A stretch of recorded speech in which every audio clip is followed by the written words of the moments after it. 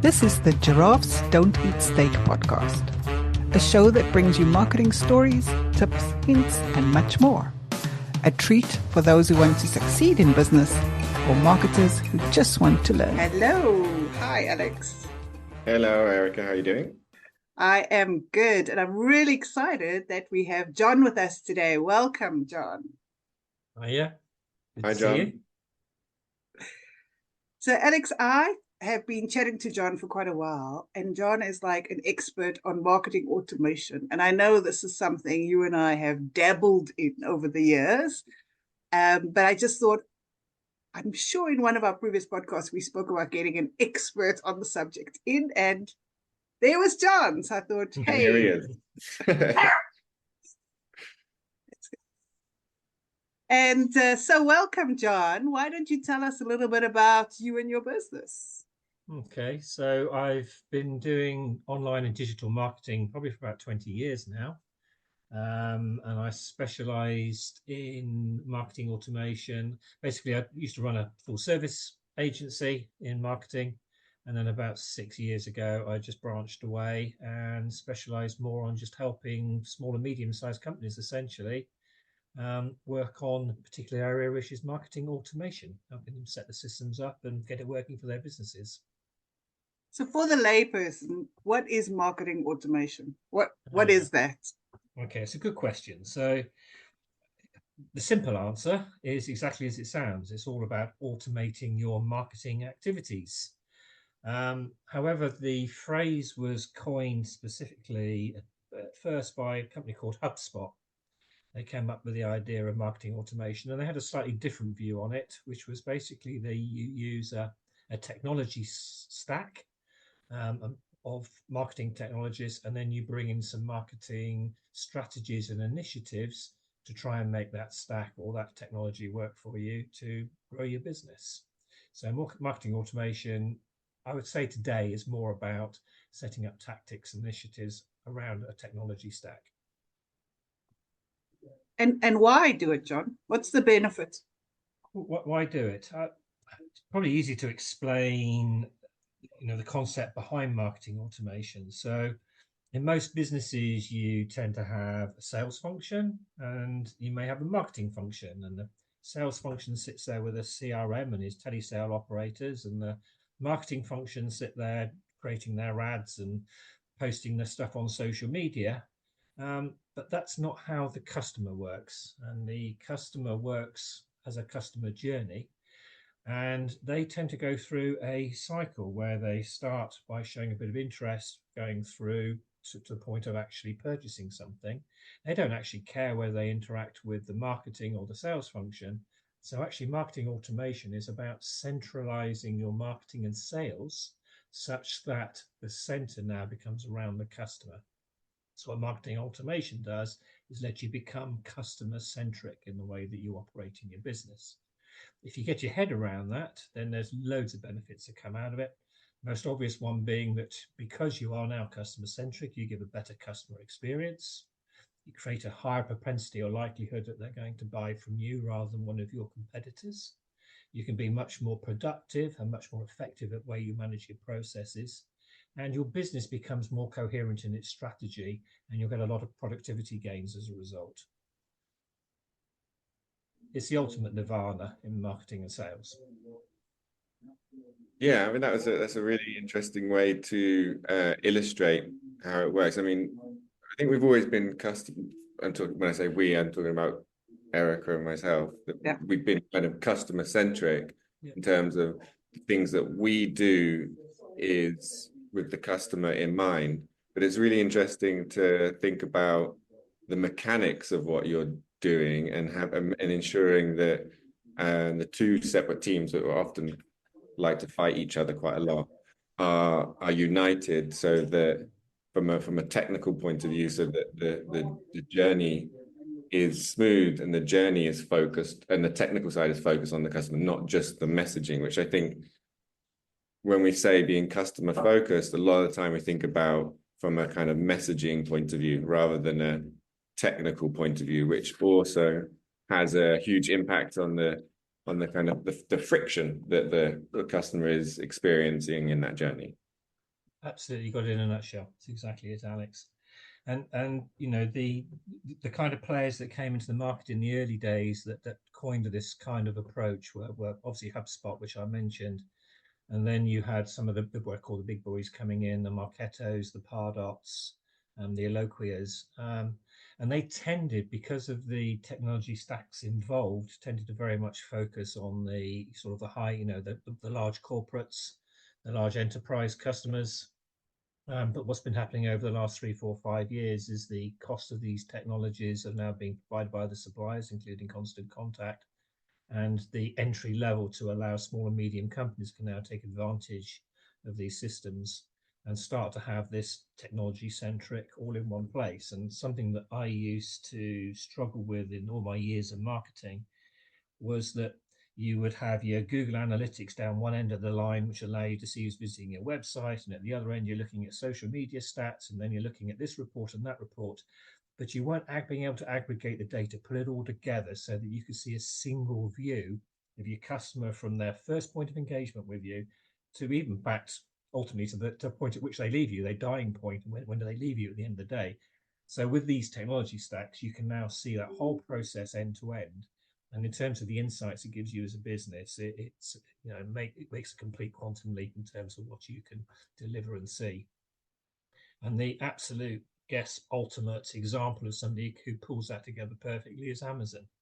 I mean, Amazon have got it down to a T. They know everything about you from the moment you first visit their website to what you bought last week, can put some suggestions to you for what to buy next week. We thought you might like this idea. And you all know that it's technology that's talking to you, but it has a natural personal touch to it. And you almost feel or know that what you're being fed is something that's set to you, it's personalized to you as an individual. And I receive an email which won't be the same as the one that you receive or the one that Erica receives, because we're all buying different things on Amazon. So Amazon have actually coined it and got it perfect.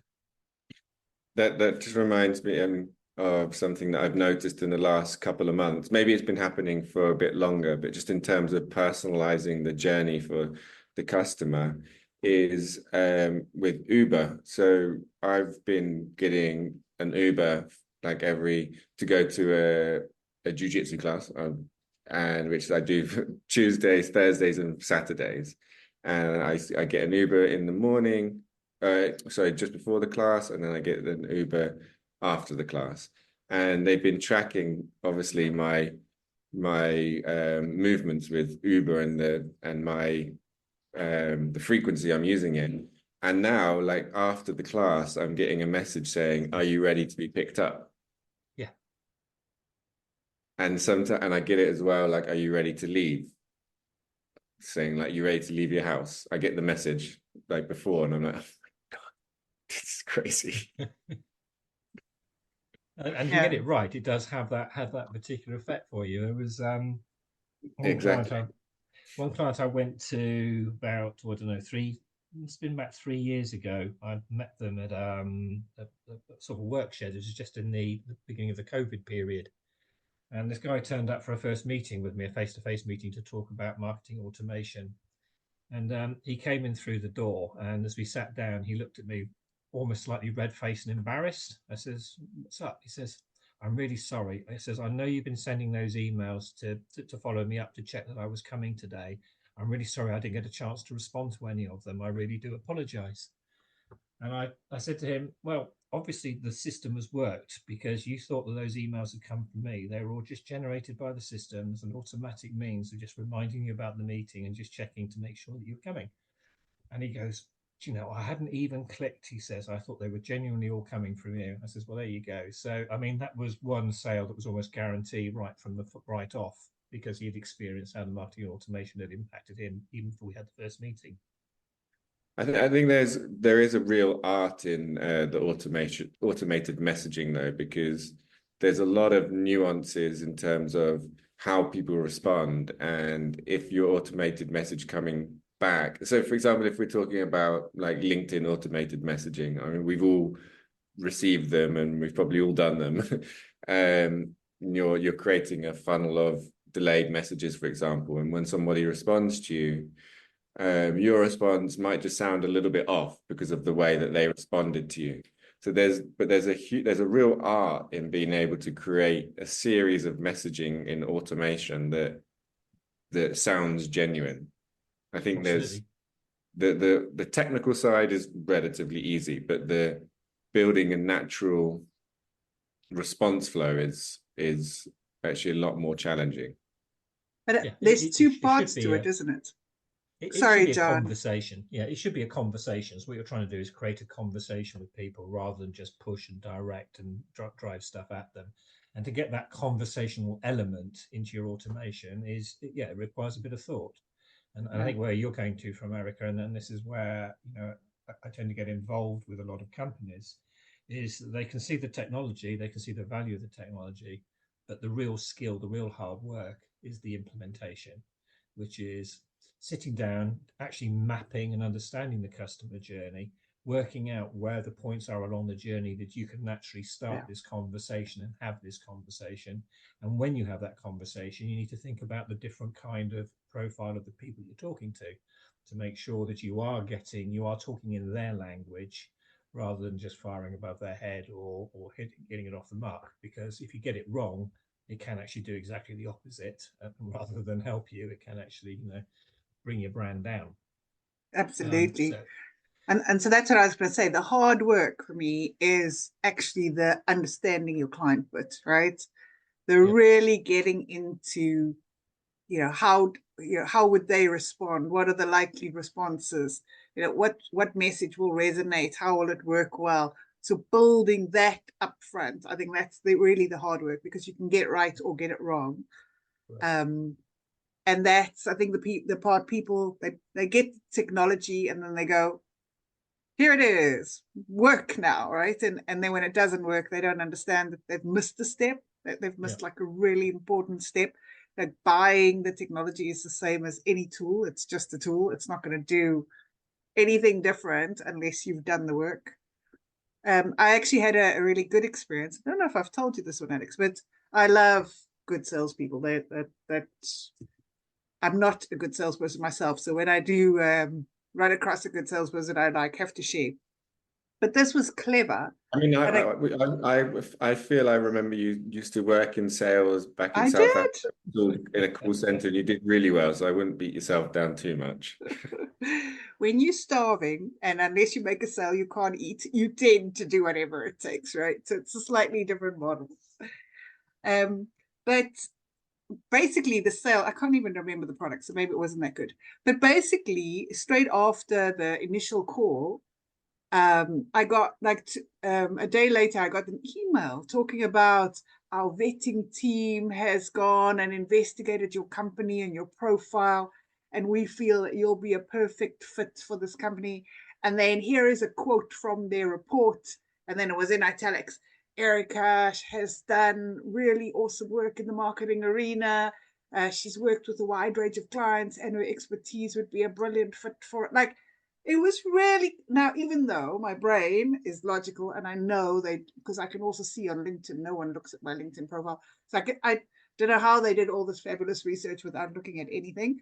So I know it's not true, right? But still, it felt personalized. The fact that they had my name in many places, just that kind of personalization, using Erica, using the marketing detective agency, the company name, using the fact that it was marketing, then it's like coaching or something else. It was marketing. And the fact that they made me feel like I'd been vetted and pre-approved was really clever, because now it's like there's that step of, oh, I'm in an elite club. Wow, I made it. And and the end was now, so you are allowed to give us your money and buy our wonderful program, because we've approved you. Pre-selected, you're approved, yes. It was just really clever. Very clever and very powerful.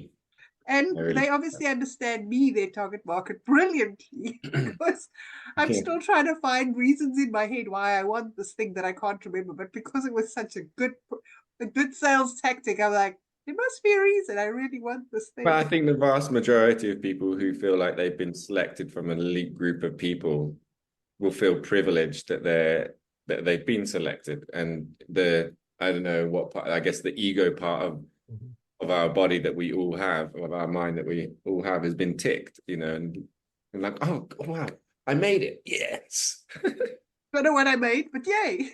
Yeah, I don't know what I mean. But the personalization stuff is really important. And we've had recently people contacting us and referencing parts that we've said in our podcast that could be like halfway through the podcast, for example, which means at least they've gone into the podcast and scrolled through to a little bit and stopped. But that still requires effort and time, you know? So any of that kind of personalization is super powerful. Yeah, absolutely. So that's the knowing your customer upfront bit. So to understand how they like to be communicated, how often, even, you know, time of day that would work best. You need to understand all of that. But then I think the part you were also talking about, John, is then once you've got them on board, is what data you're gathering. And that's what you were talking about, Alex, about Uber.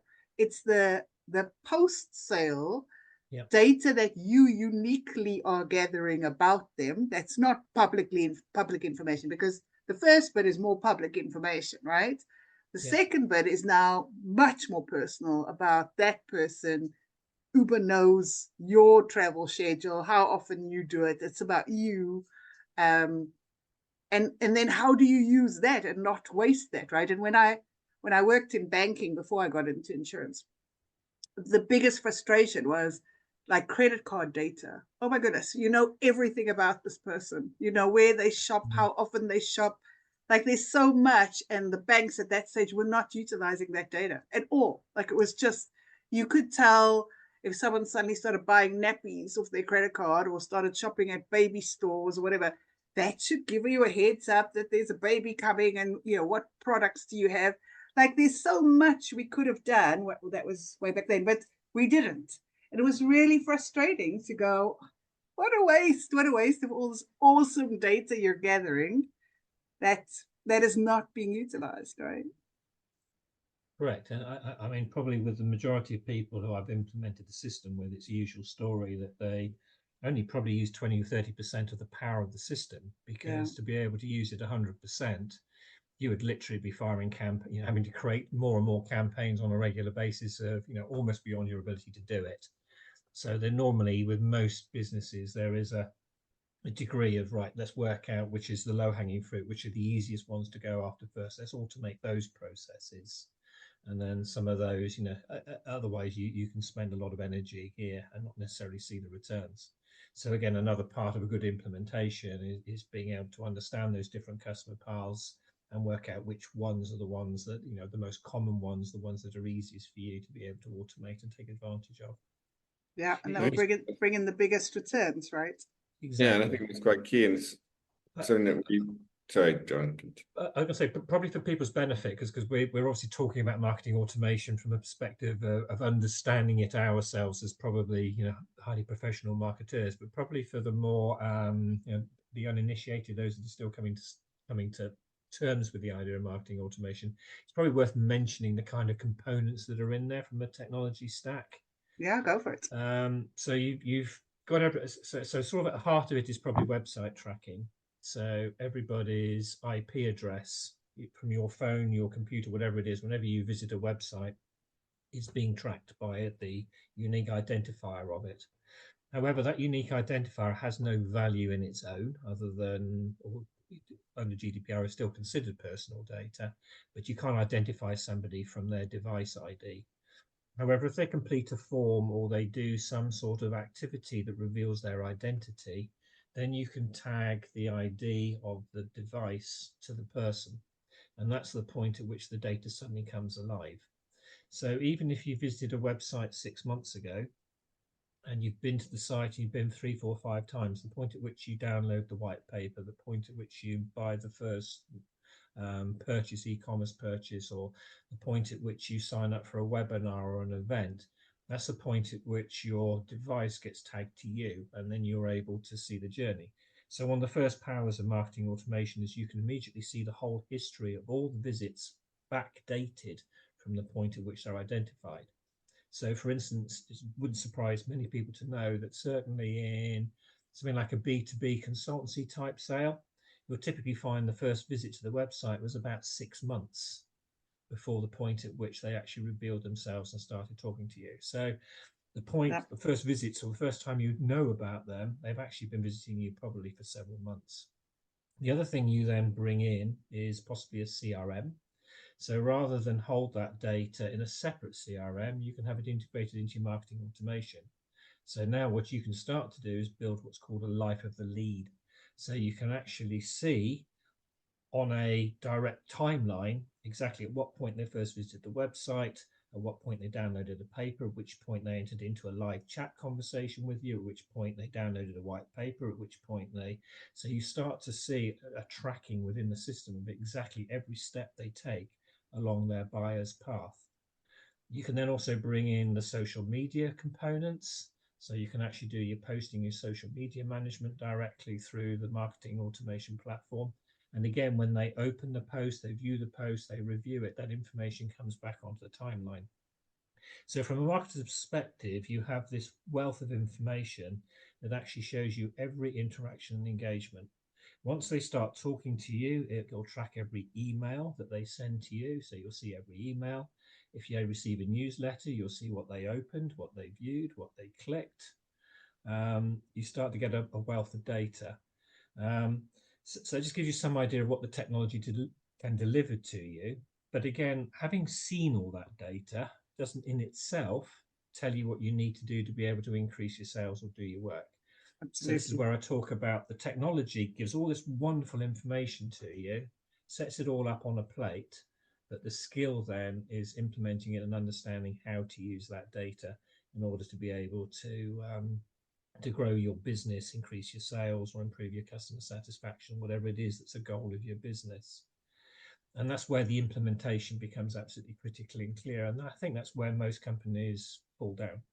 Most companies get the technology stack. They think because they've seen an amazing demo put together by the platform company who's shown you take this on board, you'll see a 500% increase in your sales in the next 6 months. Here's the case study to do it.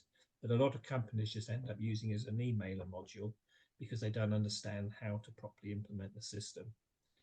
So you have people like HubSpot who offer an academy.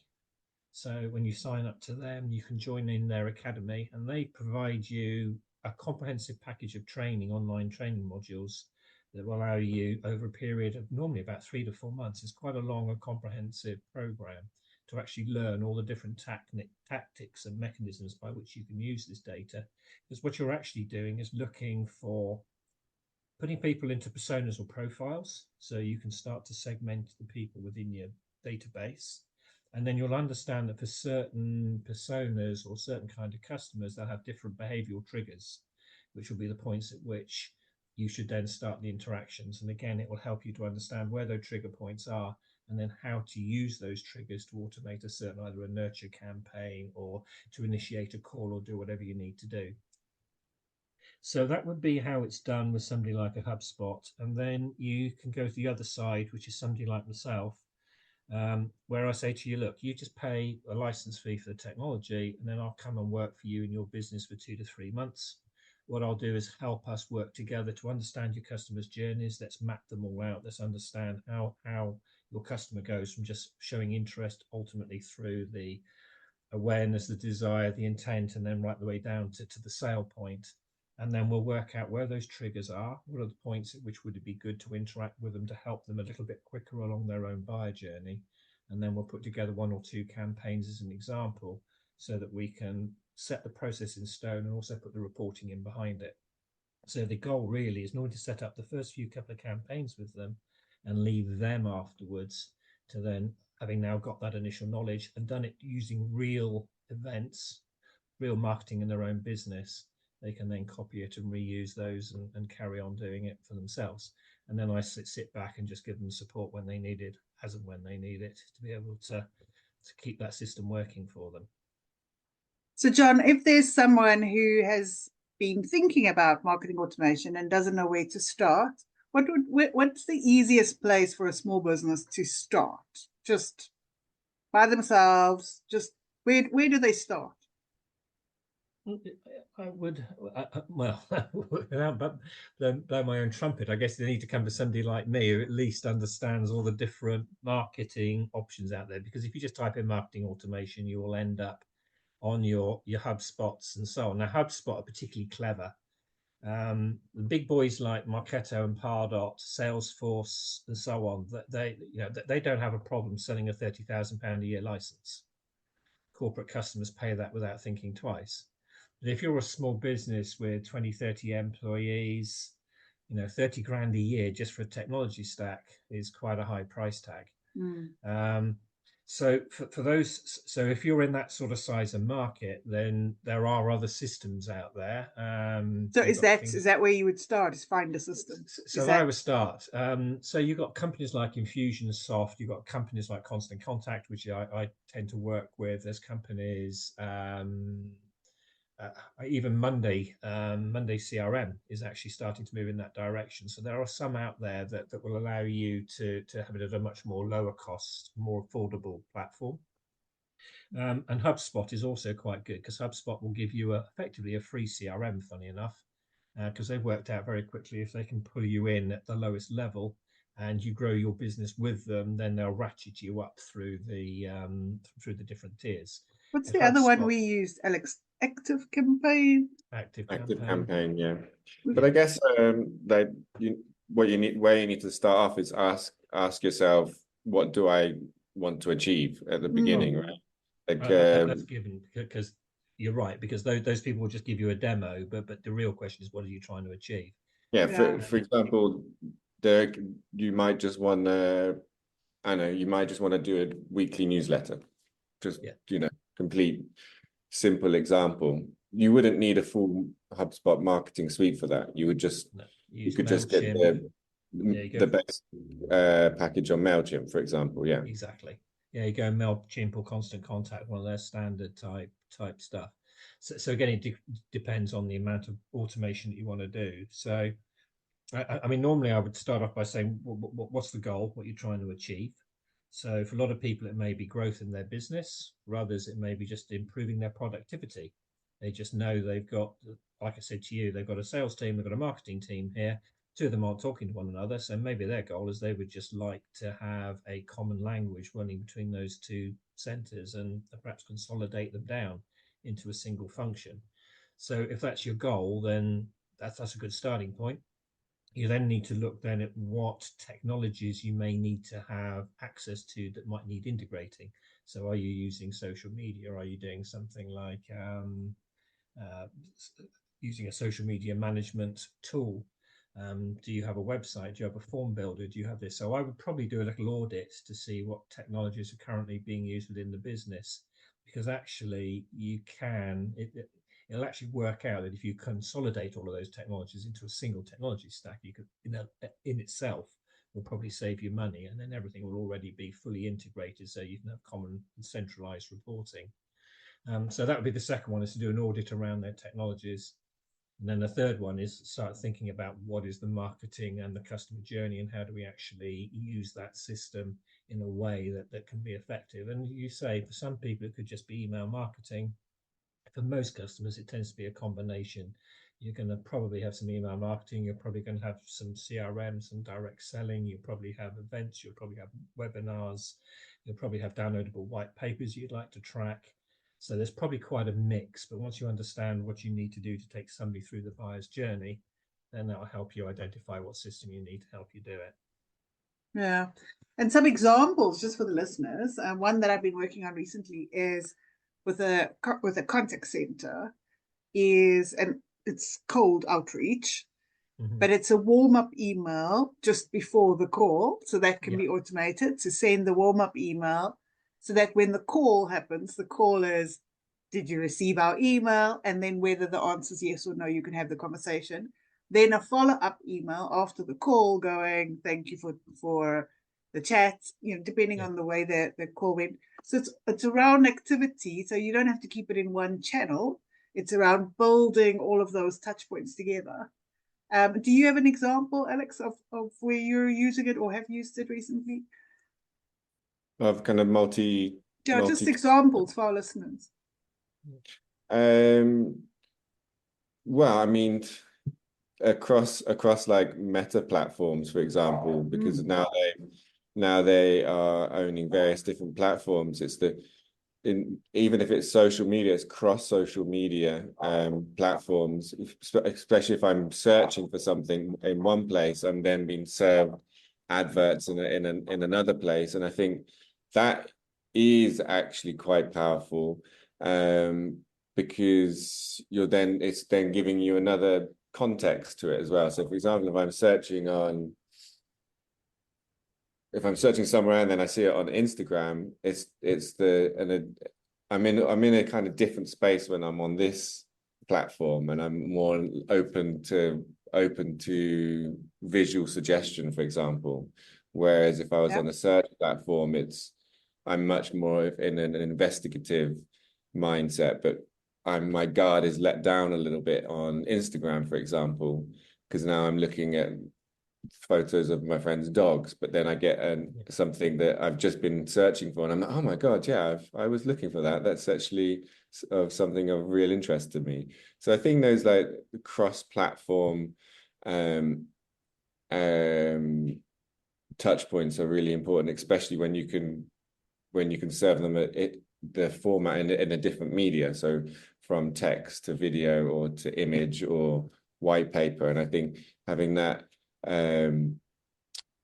combination of different medias is quite important. Nice one. And John, an example for our listeners? I won't obviously give you quite a few, but I mean, let me give you some examples, some different kind of ways it could be used. So let's take something like an estate agent. You are looking to sell your house. You might go on to the website and request a valuation. So some of the automations can immediately click in, which basically says, thank you for your request.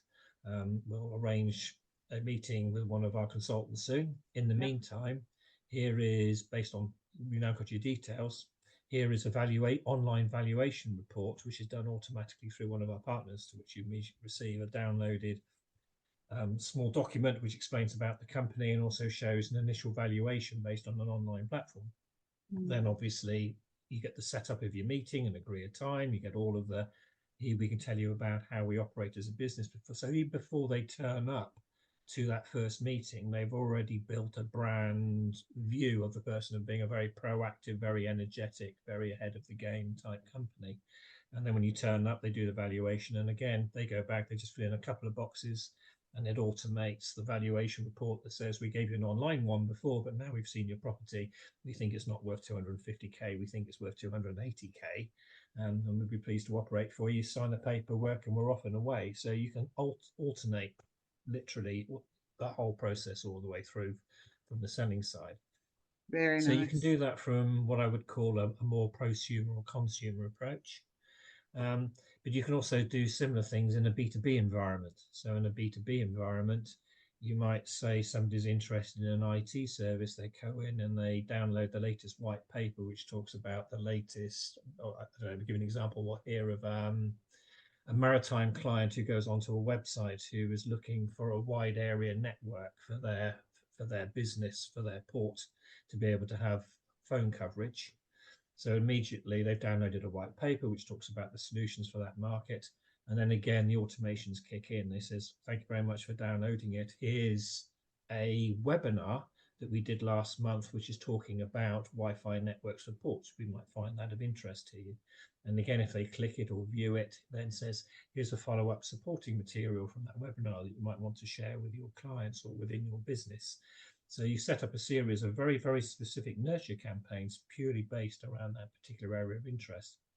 You then follow it up with would you like to talk to one of our experts? So what you're doing is nudging them to the point, which all they do is just press a button and they can immediately talk or set up a meeting with one of the consultants who talked about Wi-Fi, expanded Wi-Fi network supports, and how the ships go out in the harbour can now have coverage of the customers, can use their mobile phones as they head out to sea, etc., etc. So you start off with a small nugget of information, and then what you're doing is just building by sending them a series of really highly relevant and targeted information. And again, as Alex says, not just limited to email, but clicking through to webinars, clicking through to white papers and other different forms of media. But of course, from the end user's perspective, from their line, they feel like they're being served with some really good quality information, and there is a stronger likelihood that they will then come to you for business. it's often said that if most people when they're buying will contact 4, 5, 6 companies, that 9 times out of 10 they do business with the first company that responds first and gives them the best service right from out of the block. Yeah, that's the one you'll true. end up doing your business with, even if they're 10% more expensive, because you immediately get connected with that company and you will be loyal to them if you think they've been giving you above and beyond the expectation in terms of the information they're being provided with. No, that's true. Well, it seems like this is something that I'm sure businesses, our listeners, are starting to think about. Where can people find you, John? Fairly easy. You can find me under John Warr, John Warr, JOHNWARR on LinkedIn. That should pretty well come up. If not, then look for alldigital.marketing. So it's all digital, ALL digital.marketing. And that'll take you to my website and go from there. There's even the opportunity there for you to sign up for a couple of tests. So I can put you through a card trick or try you out on some of your particular favorites. I've got a couple of little demos on there which allow you to experience marketing automation for yourself if you're interested and get a feel for it. Obviously, you'll end up with an email from me at the end of it saying if you fancy a chat, just click the button. Fantastic. Alex, any last gems you want to leave our audience with?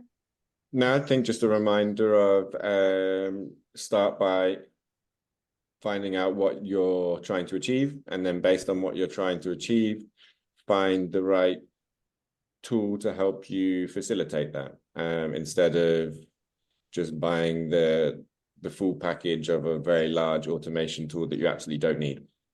That would be my piece of advice. And from you, John, any last gems? I would second everything that Alex said, which is don't rush into these things. That you can ask people or find people that have got systems that they're already using. Always good to get somebody to show you, a real customer to show you how they really use it. So use your networks, ask the question, or if you're struggling, always reach out to somebody like me. Fantastic. Well, thank you so much, John. That was really, really useful. Thanks as always, Alex. Good to chat. And we will see you all, hear you all on the next episode. Thanks, everyone. Cheers, thank you. Cheers. Bye-bye. That wraps up this episode of Giraffes Don't Eat Steak. Thanks for joining us. I hope you found value in our discussion and got some new ideas to apply to your own business. Tune in next week for another round of marketing insights and inspiration. If you enjoyed this episode, please leave us a review and subscribe on Apple Podcasts, Spotify, or wherever you listen to podcasts. We appreciate you listening. Catch you next time on Giraffes Don't Eat Steak.